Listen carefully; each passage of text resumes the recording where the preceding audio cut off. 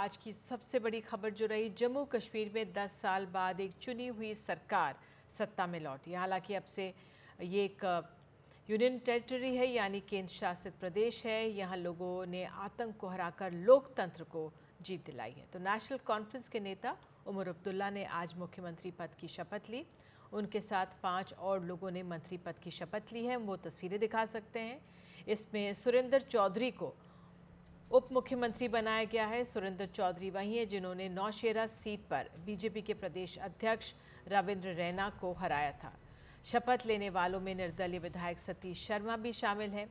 चुनाव नतीजों के बाद सतीश शर्मा नेशनल कॉन्फ्रेंस के साथ आ गए थे और इस सरकार में कोशिश की गई है कि कश्मीर घाटी और जम्मू क्षेत्र में तालमेल बैठाया जाए। जो हिंदू चेहरे हों उनको भी मंत्रिमंडल में शामिल किया गया है। हालांकि नेशनल कॉन्फ्रेंस और कांग्रेस ने मिलकर चुनाव लड़ा और उनका कोई मंत्री हालांकि आज नहीं बना है।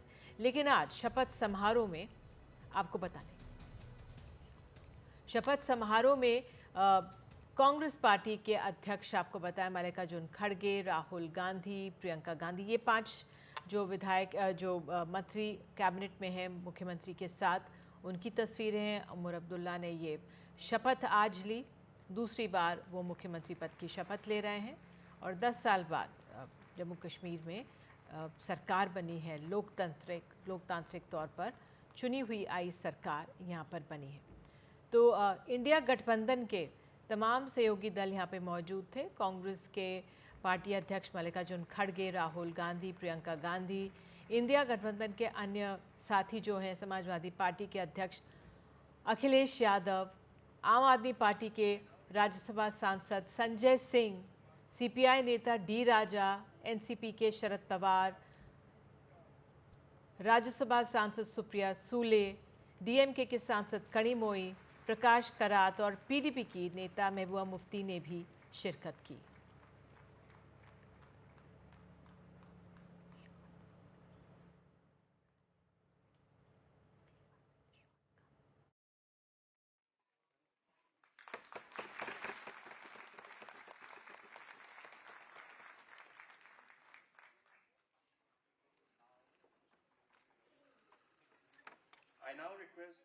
तो सरकार तो बन गई है। उमर अब्दुल्ला को भी पता है कि इस बार चुनौतियां उनके पास ज़्यादा हैं। आइए सुनते हैं उन्होंने क्या कहा।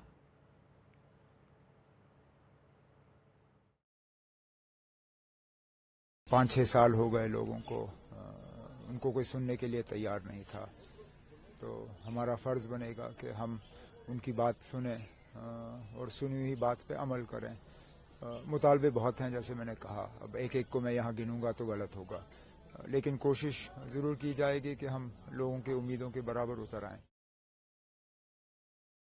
तो बहुत हैं, परेशानियां तो बहुत हैं। सबसे पहले जो 10 बरसों से जमहूरी हक यहाँ ख़त्म किया गया है, वो जमहूरी हक वापस लाया, लोगों ने खुद लाया है। इतनी बड़ी तादाद में अपने वोट का इस्तेमाल किया है और वो चाहते थे जो उनकी आवाज़ दबाई गई है इन 10 बरसों में, उनकी बात नहीं सुनी गई, डेवलपमेंट नहीं हुई। पावर सेक्टर में इतनी मुश्किलें हैं, हेल्थ सेक्टर में इतनी मुश्किलें, बेरोज़गारी इतनी बढ़ गई है, महंगाई इतनी बढ़ गई है।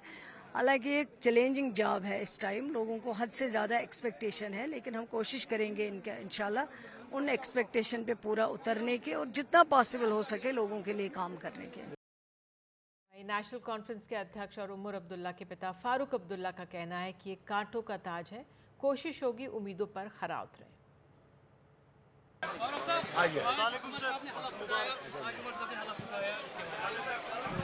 कांटों का ताज है, अल्लाह करे ये कामयाब हो और लोगों की उम्मीदें पूरी हों, यही मेरा पैगाम है।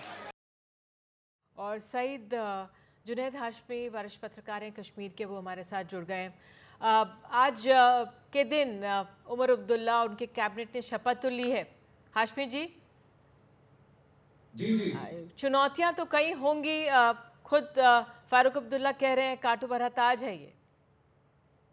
बिल्कुल, उमर अब्दुल्ला के सर पर आज कांटों का ताज ही है, क्योंकि सबसे बड़ी चुनौती उनके लिए ये है कि जम्मू संभाग से उनके साथ 2 नेता तो हैं, 2 मंत्री तो हैं, लेकिन जम्मू संभाग के 8 जिलों की इस मंत्रिमंडल में रिप्रेजेंटेशन नहीं है।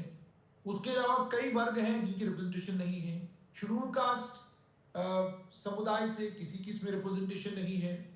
जम्मू और कश्मीर के बीच में कंप्लीट डिवाइड को साफ तौर पर नजर आ रहा है कि जम्मू संभाग में हिंदू वोट कंसोलिडेट होकर भारतीय जनता पार्टी को मिलता है, और इसी तरीके से घाटी में मुस्लिम वोट और मुस्लिम बहुल जितने भी इलाके हैं वहां पर मुस्लिम वोट कंसोलिडेट होकर नेशनल कॉन्फ्रेंस को मिला है। तो जाहिर सी बात है ये इस तरह का जो डिविसिव मैंडेट है, इस मैंडेट पर अब उमर अब्दुल्ला ने शुरुआत की है, तो शुरुआत बहुत मुझे लगता है बढ़िया की है कि आज आते ही उन्होंने ट्वीट किया और ट्वीट करके ये कहा कि जहां से भी मेरा काफिला जाएगा वहां आम लोगों को रोका नहीं जाएगा, मेरे लिए कोई ग्रीन कॉरिडोर नहीं होगा। ये अच्छा है, लेकिन अब सबसे बड़ी चुनौती ये कि जम्मू और कश्मीर को एक साथ चलाना, लेकिन जम्मू की जी, महत्वाकांक्षा।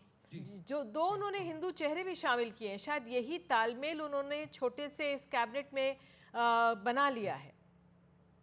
आप देखिए, जो दो चेहरे शामिल किए गए हैं उनमें से एक सुरेंद्र चौधरी हैं, उन्होंने भारतीय जनता पार्टी के प्रदेश अध्यक्ष रविंदर रैना को हराया है, वो उप मुख्यमंत्री हैं। और दूसरे जो सुरेश शर्मा है, मुझे लगता है सतीश शर्मा है, सतीश शर्मा को मुझे लगता है कैबिनेट में जो उन्होंने शामिल किया है उसके कारण मुझे लगता है कांग्रेस के साथ जो नेशनल कॉन्फ्रेंस का रिश्ता बना था वो थोड़ा कमजोर पड़ा, क्योंकि सतीश कांग्रेस के नेता थे, और जब उन्हें छम से मैंडेट नहीं दिया गया और वहां से पूर्व मुख्यमंत्री ताराचंद को मैंडेट दिया, तो सतीश ने एक बागी के तौर पर वहां से चुनाव लड़ा। ये पूर्व नेता मदनलाल शर्मा, स्वर्गीय मदनलाल शर्मा जी के सुपुत्र हैं, और इन्होंने छम से चुनाव लड़ा, चुनाव जीते, और चुनाव जीतने के बाद उनको मंत्रिमंडल में लिया है। तो इसके कारण मुझे लगता है कांग्रेस से थोड़ी खींचतान हो रही होगी, क्योंकि सुनने में ये आ रहा था कि कांग्रेस बड़ा जबरदस्त दबाव डाल रही थी कि आप सतीश को कैबिनेट में ना लें क्योंकि वो हमारे बागी हैं। लेकिन मेरी जानकारी के मुताबिक उमर अब्दुल्ला की मुलाकात जब सतीश से हुई तो उन्होंने फौरन उनको कहा कि आप मेरी कैबिनेट का हिस्सा होंगे, क्योंकि हमारे पास कोई भी जम्मू संभाग के प्लेन एरियाज को रिप्रेजेंट करने के लिए नहीं है। तो सतीश चूंकि छम से आते हैं, और छम में चुनाव जीतना, जहां भारतीय जनता पार्टी ने 11 में से 10 सीटें जीती, केवल एक सीट जो एक आजाद उम्मीदवार को गई है तो वो सतीश को गई है। तो हाँ, उमर अब्दुल्ला ने पूरी कोशिश की है, और अभी भी इनके पास जो तीन और लोगों को ये मंत्री बना सकते हैं, और उसमें भी संभवतः मुझे लगता है एक और हिंदू चेहरा होगा, ताकि जम्मू संभाग के लोगों को इस यूनियन टेरिटरी की कैबिनेट में महसूस करवाया जाए कि आप भी सरकार का हिस्सा हैं और आपका नंबर कंपैरेटिवली ज्यादा। आज भी आप देखिए जम्मू संभाग से जावेद राणा हैं, सुरेंद्र चौधरी हैं और सतीश शर्मा हैं। जी जुनैद, ये भी है कि सबसे बड़ी एक चुनौती ये भी होगी उमर अब्दुल्ला के लिए कि उनको एक स्टेबल और स्थिर सरकार देनी होगी। बहरहाल जो उपराज्यपाल हैं उनके हाथ में तमाम चाबियां हैं सत्ता की, लेकिन सबको साथ लेकर चलना ये भी एक महत्वपूर्ण दायित्व रहेगा। हालांकि कुछ देर पहले प्रधानमंत्री के ट्वीट का जवाब भी उमर अब्दुल्ला ने दिया है।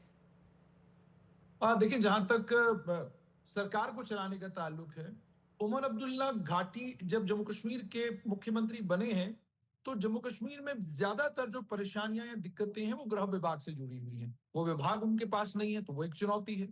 370 को लेकर उन्होंने बयान दिया और ऑलरेडी कह दिया भाई सरकार से तो संभव नहीं है, तो उससे उन्होंने पल्ला झाड़ लिया। लेकिन उसके अलावा चुनौती है पब्लिक सेफ्टी एक्ट को विड्रॉ करना, उसके अलावा चुनौती है कि आपको 200 यूनिट फ्री बिजली देना है, जबकि आप जानते हैं कि आप कोई 10,000 करोड़ की बिजली खरीदते हैं तो 200 यूनिट देंगे कैसे, वो भी एक बड़ी चुनौती है। उसके बाद चुनौती है युवाओं का विश्वास, जो ट्रांसपेरेंट रिक्रूटमेंट सिस्टम में जो डगमगाया थोड़ा सा, उस विश्वास को दोबारा से पक्का करना।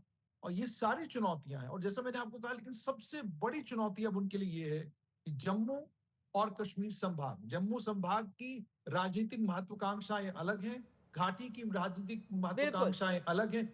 इन दोनों को एक साथ लेकर चलना और एक मिसाल कायम करना और जम्मू कश्मीर में गवर्न करना, मुझे लगता है ये सबसे बड़ी चुनौती उमर अब्दुल्ला। बिल्कुल, बहुत बहुत धन्यवाद, शुक्रिया आप हमारे साथ जुड़े, और बधाई कि आप लोगों को नई सरकार मिली है।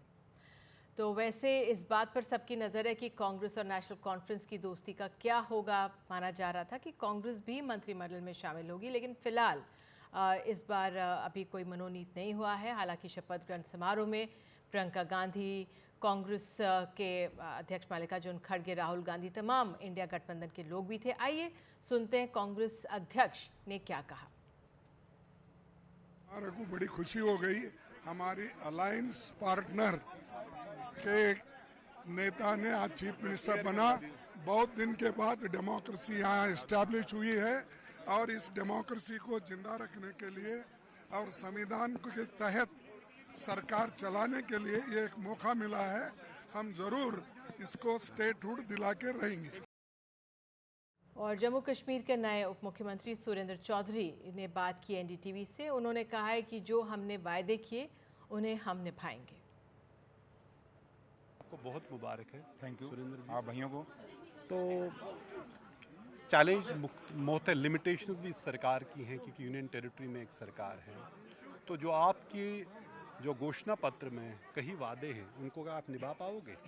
हमने अगर वादे किए हैं तो सोच समझ के किए हैं। मेरी लीडरशिप ने सोच समझ के किया है। नेशनल कॉन्फ्रेंस ने जो मैनिफेस्टो निकाला है उसमें जो वादे किए हैं हम पूरे क्यों नहीं करेंगे? इसलिए तो किए हैं, पूरे करने के लिए किए हैं। हमने खाली जुमले करने के लिए थोड़ा किया है। तो लिहाजा हम जो भी वादे किए हैं, जो मसले मसाइल जो हैं लोगों के, उसको क्योंकि इन 10 सालों के में ऑफिसर्स के बीच में और आम आदमी के बीच में गैप आ गया। अब हमें वो गैप की वो भरने की ज़रूरत है। तो आज हम चुने हुए लोग आए हैं तो हम उस गैप को पहले काम करेंगे और उसके साथ साथ जो लोगों के मसले और मसाइल हैं उनको पूरा करेंगे। और उसके साथ साथ मैं अपने लीडर डॉक्टर फारूक अब्दुल्ला साहब और उमर अब्दुल्ला साहब का शुक्रिया अदा करता हूँ। मेरे पास लफ्ज़ नहीं, मेरे परिवार के पास भी नहीं। और मैं जिस कॉन्स्टिट्यूंसी से चुन के आया हूँ और जिस खित्ते से मैं आया हूँ, पीर पंचाल से, वो बॉर्डर का इलाका, आपने कई बार टूर भी किया। और जम्मू सूबे के लोगों के लिए एक फ़ख्र की बात है। जिस नेशनल कॉन्फ्रेंस को कहते थे कि वो एक रीजनल पार्टी है, आज नेशनल कॉन्फ्रेंस ने इससे पहले भी कई बार बताया है और आज फिर दिखला दिया उनको कि नेशनल कॉन्फ्रेंस पूरे जम्मू कश्मीर की लीडरशिप के साथ है, जो पूरे जम्मू कश्मीर के आम आदमी के साथ है। सुरेंद्र चौधरी एक ज़मीन से निकला हुआ है पॉलिटिकल वर्कर, जिसको आज एक डिप्टी चीफ मिनिस्टर बना दिया है। इससे बड़ा फैसला और जो लोग बोलते हैं हमें चीफ मिनिस्टर दो, चीफ मिनिस्टर को, उनको बोलो कि जम्मू का डीजी तो दे दो, जम्मू का एलजी तो दे दो, जम्मू का चीफ सेक्रेटरी तो दे दो। जम्मू में आपको तवक्का थी कि आपको डिप्टी सीएम बनाएंगे? मैं तो हैरान हूँ। मैंने आप शायद अगर आपने देखा होगा तो मैं तो आम जाके एमएलएस में जाके बैठ गया था। तो मुझे कोई उम्मीद नहीं थी। और जब मुझे उन्होंने कहा इधर आओ मिनिस्टर बनना है आपने, तो मैं हैरान हो गया। मैं वहाँ बैठ गया। फिर जब वहाँ से मुझे ऑफिसर्स आए, उन्होंने मुझे कान में कहा कि सर आपने डिप्टी चीफ मिनिस्टर की ओथ लेनी है। तो आपको नहीं बताया पहले? मैं भगवान की कसम करता हूँ, मुझे कोई पता नहीं था। और मेरे लिए फ़ख्र की बात है कि और एक मैं कहता हूँ, जब आपने देखा जब मैं ओथ ले रहा था थोड़ा सा मैं लड़खड़ा गया था। क्यों कि मुझे अचानक जब उन्होंने बोला तो मैं डिप्टी सीएम अचानक तो मुझे उन्होंने कहा इधर उमर साहब बैठो। तो मैंने कहा अब कहीं वहाँ लोग थे जो मैंने कहा था यहाँ बैठेंगे, मतलब नहीं सीनियर, मतलब कि मैंने सोचा लेडीज़ हमको साथ बैठाएंगे। लेकिन जब मुझे बोला गया कि आप इधर बैठेंगे तो मेरे लिए हैरानगी की बात थी। और मैंने कहा ना, मेरे पास मैं पहले भी कहीं इंटरव्यू में भावुक हो गया क्योंकि मेरी लीडरशिप ने मुझे जो दिया है ये बहुत बड़ा है मेरे भाई, बहुत बड़ा। जम्मू में बीजेपी को 29 सीटें मिली थी तो उससे लग रहा था कि शायद बीजेपी जम्मू रीजन, खासतौर पे जो हिंदू मेजॉरिटी एरियाज़ हैं जम्मू रीजन के, वो अनरिप्रेजेंट रहेंगी। कॉन्फ्रेंस के नेता विधायक हमारे साथ तनवीर सादिक जुड़ गए हैं। बहुत बहुत धन्यवाद तनवीर जुड़ने के लिए एनडीटीवी इंडिया के साथ। बधाई हो आपको, आपकी सरकार ने आज शपथ ली है, उमर अब्दुल्ला ने शपथ ली है। बहुत बहुत शुक्रिया, बहुत शुक्रिया। बिल्कुल, तो आप ये बताइए क्या क्या चुनौतियां हैं सामने, क्या एजेंडा रहेगा, पहला कदम क्या उठाएंगे मुख्यमंत्री? देखिए, पहले तो ये आपके माध्यम से मैं जम्मू कश्मीर के लोगों को बहुत बहुत बधाई देना चाहता हूँ, मुबारकबादी देना चाहता हूँ। 5 साल के बाद, लगभग 6 साल हो गए, अब जो वो वैक्यूम जो वो खिला पैदा हुआ था उसको ख़त्म करने के लिए लोगों ने बढ़ चढ़ के हिस्सा लिया। हिस्सा लेने के बाद एक स्ट्रॉन्ग गवर्नमेंट थी, वो बहुत इम्पोर्टेंट है क्योंकि जितने भी, अगर आपने देखा होगा, जो एग्जिट पोल थे वो फ्रैक्चर्ड मैंडेट की बात कर रहे थे। लेकिन जम्मू कश्मीर को आज एक बहुत स्ट्रॉन्ग सिंगल पार्टी गवर्नमेंट चाहिए थी। और हम बहुत खुश हैं लोगों से जिस तरीके से उन्होंने नेशनल कॉन्फ्रेंस कांग्रेस को एक बहुमत दे दी। और उससे हमें एक चीज़ तो हुआ कि लोग जो ये दावे करते थे, हमारे दोस्त बीजेपी वाले दिल्ली से और यहाँ के जो एलजी एडमिनिस्ट्रेशन के लोग यहाँ बड़े खुश हैं।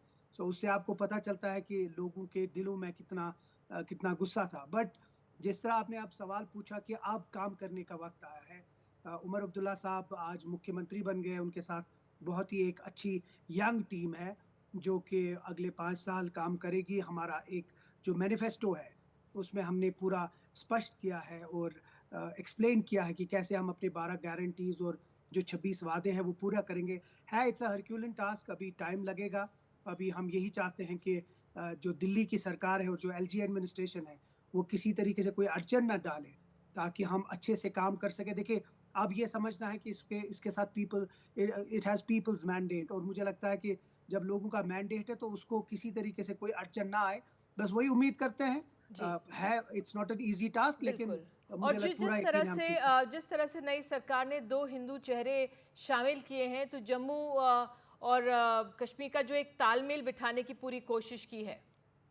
देखिए, ये बहुत इम्पोर्टेंट है। हमने आज भी जो बैलेंस ऑफ पावर है वो बिल्कुल रखा। आप देखिए, पहली बार नेशनल कॉन्फ्रेंस की तरफ से डिप्टी चीफ मिनिस्टर जम्मू की तरफ से है। जिस तरह जो ये कह रहे थे बीजेपी वाले कि जम्मू का जो खित्ता है वो अब आवाज़ें उठा रही थी। अब सोचिए आप कि इनके साथ 5 साल थे, एलजी एडमिनिस्ट्रेशन इनकी अपनी थी, एक भी लोकल ऑफिसर जम्मू का नहीं था। जिस तरह आपने, मैं ये रिपीट नहीं करूंगा, लेकिन जिस तरह आपने कहा जो हिंदू 2 चेहरे थे, हिंदू गवर्नमेंट थी लेकिन एक भी जम्मू का नहीं था। तो ये उसके बावजूद भी जम्मू के लोगों ने बीजेपी के ऊपर भरोसा किया। लेकिन आज आपके माध्यम से फिर से ये बोलना चाहूँगा कि अब इनको पता चलनी चाहिए कि सेक्युलर गवर्नमेंट और एक कम्युनल गवर्नमेंट में कितना फ़र्क है। बट अब जो इलेक्शन हुआ, अब हमें सब साथ चलना है। उम्मीद करता है कि जो बीजेपी के दोस्त हैं वो भी असेंबली में हमारी मदद करें। संक्षेप में, कांग्रेस से कोई कैबिनेट में शामिल होगा आगे? बिल्कुल होगा। अभी उन लोगों ने भी कहा है कि स्टेट हुड तक हम वेट करेंगे।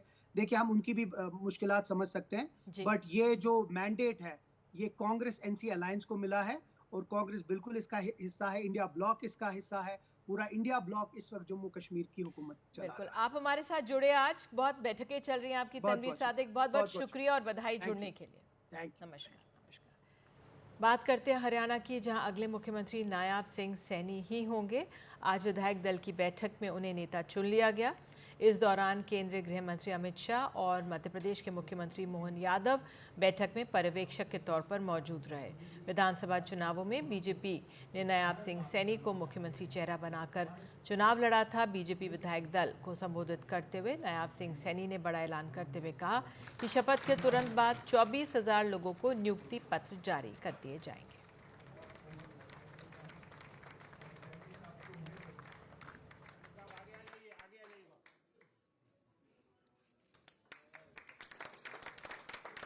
हमने ये अनाउंसमेंट किया था कि हम सबसे पहले उन बच्चों को ज्वाइनिंग लेटर देंगे। हम अपनी बात के ऊपर पूरा कायम है और बच्चों का वो रिजल्ट तैयार है। हमारे 24,000 बच्चे हैं। 24,000 बच्चों का कल ही जब सब होगा तो कमीशन का पूरा रिजल्ट तैयार है, वो उसको जारी कर देगा। और आइए अब बात करते हैं महाराष्ट्र की। महाविकास आघाड़ी ने 222 सीटों पर उम्मीदवार तय कर लिए हैं। फिलहाल कांग्रेस को 84 सीटें मिली हैं, बाकी सीटों पर अभी चर्चा होनी बाकी है। कांग्रेस नेता विजय वडेट्टीवार के मुताबिक 66 सीटों का फैसला होना बाकी है। सूत्रों के मुताबिक कांग्रेस कम से कम 110 सीटों पर चुनाव लड़ेगी। इस बीच दिल्ली के हिमाचल भवन में कांग्रेस स्क्रीनिंग कमेटी की बैठक भी चल रही है। हमारे संवाददाता हैं राम शिंदे, वो हमारे साथ हैं। तो ये बताइए, जो ये सीटों पर जो जितनी कांग्रेस कह रही है, क्या ये एक तरह से इस पे मुहर लग चुकी है? गठबंधन के अन्य जो लोग हैं वो उनका क्या कहना है?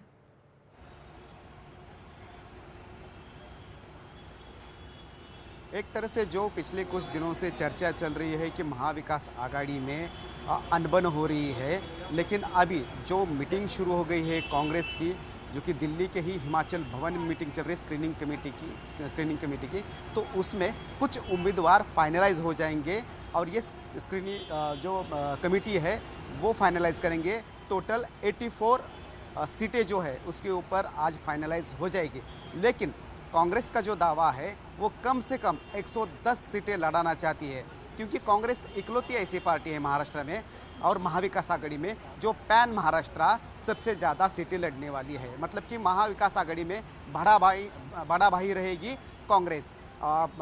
वेस्टर्न महाराष्ट्र हो, मुंबई, कोंकण, विदर्भा एंड खानदेश और मराठवाड़ा, ये 5 ही महाराष्ट्र में रीजन में कांग्रेस की ताकत अच्छी है और वो अकेले के बलबूते पे लड़ सकती है। इसलिए ट्रिपल डिजिट में सीटें कांग्रेस लड़ेगी ऐसा कहा जा रहा है। दूसरी तरफ 222 सीटों के ऊपर अभी तक सॉल्यूशन निकला है और 66 सीटें जो है वो अभी भी बची हुई है ऐसा कहा जा रहा है। तो इन 222 सीटों में 84 सीटें जो है वो कांग्रेस लड़ेगी और उसके अलावा उद्धव ठाकरे की शिवसेना एंड शरद पवार की एनसीपी, उनका भी 222 सीटों में शेयर रहेगा। लेकिन जो 66 सीटें बचती है उनके ऊपर डिसीजन अभी भी होना बाकी है। बिल्कुल, बहुत बहुत धन्यवाद राम शिंदे जी इस जानकारी के लिए। तो 84 सीटों पर कांग्रेस चुनाव लड़ेगी। फिलहाल ये आंकड़ा सामने आया है महाविकास आघाड़ी का। और महाराष्ट्र चुनावों को लेकर बीजेपी की भी सीईसी की बैठक आज शाम 7 बजे यानी कुछ ही देर में उसके आसपास होगी, जिसमें प्रधानमंत्री मोदी भी बैठक लेंगे। इसमें उम्मीदवारों को लेकर मंथन होगा। इस बीच कहा जा रहा है कि महायुति के नेता गठबंधन की रणनीति को लेकर गृह मंत्री अमित शाह से मिलेंगे। सीटों की शेयरिंग को लेकर बातचीत आखिरी दौर में चल रही है। सूत्रों के मुताबिक 240 सीटों को लेकर आम राय बन चुकी है। और अब बात करते हैं उपचुनाव की। अयोध्या की मिल्कीपुर विधानसभा सीट की, यहाँ भी उपचुनाव होना है, लेकिन चुनाव आयोग ने मंगलवार को यूपी की 10 में से सिर्फ 9 सीटों पर उपचुनाव का ऐलान किया था। मिल्कीपुर का मामला कोर्ट में होने की वजह से वहाँ चुनाव का ऐलान नहीं हुआ, लेकिन अब ऐसा लग रहा है यहाँ उपचुनाव का रास्ता साफ हो गया है। याचिकाकर्ता और मिल्कीपुर से बीजेपी के पूर्व विधायक बाबा गोरखनाथ ने अपनी जो याचिका थी वापस ले ली है। बाबा गोरखनाथ ने ये याचिका समाजवादी पार्टी के अवधेश प्रसाद के निर्वाचन को लेकर दाखिल की थी। अवधेश अब समाजवादी पार्टी के फैजाबाद से सांसद हैं। जब याचिका दायर की गई थी तब वे मिल्कीपुर से विधायक चुने गए थे। और बाबा गोरखनाथ ने एनडीटीवी से बात करते हुए कहा है कि वो हाई कोर्ट में अपनी याचिका वापस ले रहे हैं। उन्होंने कहा कि अवधेश प्रसाद के वकील का रजिस्ट्रेशन खत्म हो चुका था, इसलिए उन्होंने अवधेश प्रसाद के निर्वाचन को हाई कोर्ट में चुनौती दी थी। आइए सुनते हैं ये बातचीत।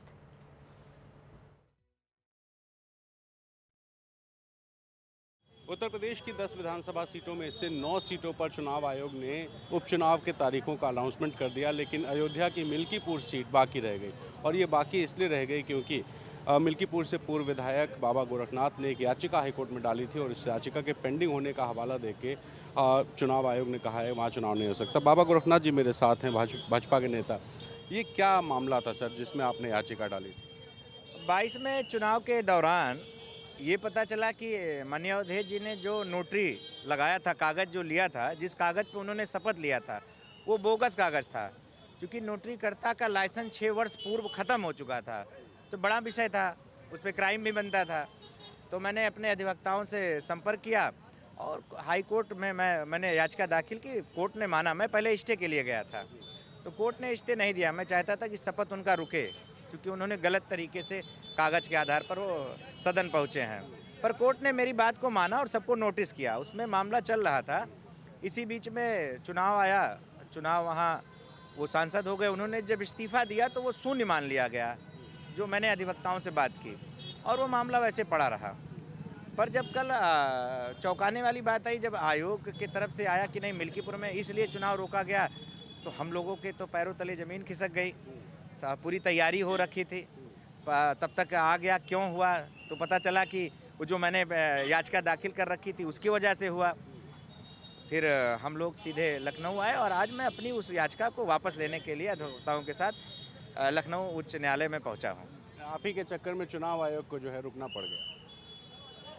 हाँ, अंदाजा था इसका कि इतना कुछ हो जाए? अंदाजा बिल्कुल नहीं था सर, बिल्कुल अंदाजा नहीं था। ये बात सब लोग जानते थे, ऐसा नहीं है। अयोध्या प्रशासन जानता था, बाकायदा उसमें भर के गया किस पे मुकदमा है। पर इस विषय को जब उन्होंने इस्तीफ़ा दे दिया, हमारे अधिवक्तागण भी इस बात को हैरान है कि ऐसा क्यों हुआ। पर आयोग का निर्णय सर्वमान्य है। तो चुनाव लड़ने की तैयारी है? बिल्कुल तैयारी है सर। बात उत्तर प्रदेश की। उत्तर प्रदेश में खान पान की चीज़ों में मिलावट करने वालों को कड़ी सज़ा मिलेगी। मुख्यमंत्री योगी आदित्यनाथ इससे लेकर बेहद गंभीर हो गए हैं। जल्द ही कड़ा कानून लाने की तैयारी में है, जिसमें जमानत भी मिलना मुश्किल हो जाएगा। इसके साथ उत्तर प्रदेश सरकार पहचान छिपाकर खाद्य और पेय पदार्थों में मिलावट करने और उत्पादों में मानव मल और गंदी चीज़ें मिलाने की घटनाओं को रोकने के लिए कदम उठाने जा रही है। मुख्यमंत्री योगी आदित्यनाथ ने हाल ही में हुई मिलावट की घटनाओं पर लगाम लगाने के लिए आयोजित एक महत्वपूर्ण बैठक में ये बात कही है। इस पर अधिक जानकारी दे रहे हैं हमारे सहयोगी रणवीर सिंह। उत्तर प्रदेश में आए दिन खाने पीने की चीज़ों में थूक या पेशाब जैसी गंदी चीज़ें मिलाने के जो वीडियोस वायरल होते हैं, उसको देखते हुए अब उत्तर प्रदेश सरकार एक नया कानून लेने जा रही है। मुख्यमंत्री योगी आदित्यनाथ ने बड़े अधिकारियों के साथ बैठक करके इस कानून का प्रस्ताव बनाने की बात कही है। इस कानून के लागू होने के बाद कोई भी व्यक्ति खाने पीने की चीज़ों में अगर ऐसी चीज़ मिलाता है जो कि उसकी मिलावट नहीं होनी चाहिए, तो उसको न सिर्फ जेल बल्कि जुर्माने की भी सज़ा होगी। इस नए कानून के मुताबिक जो खाने पीने की चीज़ें हैं, उनकी दुकानों पर दुकानदार और वहाँ पे काम करने वाले लोगों का नेम प्लेट लगाना ज़रूरी होगा। और साथ ही इस नए कानून में साफ कहा गया है कि जो खाने पीने की चीज़ें जहां बनेंगी वहां भी सीसीटीवी की मॉनिटरिंग की जानी चाहिए, और साथ ही जो परोसी जाएंगी उस जगह पर भी, यानी कि रेस्टोरेंट के अंदर भी और किचन के अंदर भी सीसीटीवी लगाना अनिवार्य होगा। और जो दुकानदार है उसको 1 महीने तक वो फुटेजेस अपने डीवीआर में रखने होंगे, और अगर प्रशासन मांगता है तो वो फुटेजेस प्रशासन को देने होंगे। अगर किसी भी रेस्टोरेंट में या खाने पीने की चीज़ों में कोई दुकानदार खाने पीने की चीज़ों को छूता है, तो उसके लिए नियम ये होगा कि वो मास्क और ग्लव्स दोनों लगाए रखे, और साथ ही सर पर भी अपने बालों को ढक कर के रखे। इस नए कानून के तहत कई ऐसे प्रावधान होंगे जिसको मानना जो रेस्टोरेंट या खाने पीने की चीज़ों की दुकान या ठेले लगाने वाले हैं उनके लिए अनिवार्य होगा। आए दिन जिस तरह से थूक या पेशाब मिलाने की घटनाएं सामने आ रही थी, उसके बाद ही मुख्यमंत्री योगी आदित्यनाथ ने इस मामले को संज्ञेय अपराध बनाने के लिए नया कानून लाने की बात कही थी, और इसको लेकर अब बैठक भी हो चुकी है। और आने वाले कुछ दिनों में जब प्रस्ताव पास हो जाएगा, उसके बाद इस प्रस्ताव को कानून बना करके पूरे उत्तर प्रदेश में सभी दुकानदारों के लिए अपना नेम प्लेट लगाने के साथ साथ खाने पीने की चीज़ों में जो शुद्धता है वो बनाए रखना एक कानूनी मजबूरी होगी, और ऐसा ना करने वालों को सज़ा का प्रावधान भी यूपी सरकार करके एक हिदायत देगी कि वो कम से कम अब कोई गंदगी ना कर सकें। लखनऊ से अपने सहयोगी वीरेंद्र सैनी के साथ Ranveer, NDTV India. Supreme court में लगाई गई प्रतिमा से न्याय की देवी का नया रूप सामने आया है। इनमें उनकी आंखों में पट्टी उतर गई है और हाथ में तलवार की जगह संविधान की प्रति है। ये नई प्रतिमा चीफ जस्टिस के निर्देश के बाद सुप्रीम कोर्ट में लगाई गई है। इस पर ज़्यादा जानकारी दे रहे हैं हमारे सहयोगी आशीष भार्गव। पिछले कुछ महीनों में न्यायपालिका का चेहरा बदला है और बहुत सारे बदलाव आए हैं, जिसमें खासतौर पर अगर हम बात करें किस तरीके से अंग्रेज़ों के कानून हटाए गए, भारतीय न्याय संहिता आई, नए कानून आए 3, उसी तरीके से देश की न्यायपालिका यानी सुप्रीम कोर्ट ने बहुत सारे बदलाव किए हैं। सुप्रीम कोर्ट का जो सिंबल है, जो एम्बलम है, प्रतीक, वो बदल गया है। पारदर्शी सुप्रीम कोर्ट हो गया है। बहुत सारे बदलाव यहाँ पर आए हैं। और एक बड़ा बदलाव अक्सर हम लोग फिल्मों में भी देखते हैं, किस तरीके से कहते हैं कि न्याय की देवी अंधी होती है, वो जो कॉन्सेप्ट है अंग्रेज़ों का जो था उसको सुप्रीम कोर्ट ने बदल दिया है। ख़ास तौर पर चीफ जस्टिस DY चंद्रचूड़ की पहल पर एक ऐसा नया एक दृश्य आप देख सकते हैं कि किस तरीके से न्याय की देवी जो है, यानी कानून अब बंधा नहीं है, बल्कि उनके आंखों से पट्टी हट गई है। उनके हाथ में जो एक तलवार थी, उस तलवार की जगह उनके हाथ में अब संविधान आ गया है। और जो तराजू यानी कानून की नज़र में सब बराबर हैं, वो ज़रूर बरकरार है। तो ये पूरा एक कॉन्सेप्ट नया आया है। हमने अक्सर फिल्मों में देखा है किस तरीके से अदालतों में जो कानून की देवी, जो इंसाफ की देवी है, उनकी मूर्ति रहती थी, लेकिन अब आने वाले वक्त में वो भी बदल गई है। यानी जो ब्रिटिश जो अंग्रेज़ों का जो बनाया हुआ सिस्टम था, वो तमाम सिस्टम अब बदल रहे हैं। बहुत सारी चीज़ें बदली हैं। उसी तरीके से अब जो है वो इंसाफ की देवी, न्याय की देवी नए भूमिका में हैं, और अब आने वाले वक्त में इसी तरह दिखेंगी। ना उनकी आंखों पर पट्टी होगी, यानी वो सब कुछ साफ साफ देख सकेंगे। उनके हाथ में तलवार नहीं होगी, यानी हिंसा नहीं वो करेंगी, बल्कि संविधान होगा। संविधान के दायरे में वो अपने फैसले करेंगी, न्याय देंगी देश के नागरिकों को। और इसके साथ साथ जो है कानून की नज़र में सब बराबर हैं, तराजू एक है, वो उनके हाथ में ज़रूर बरकरार है।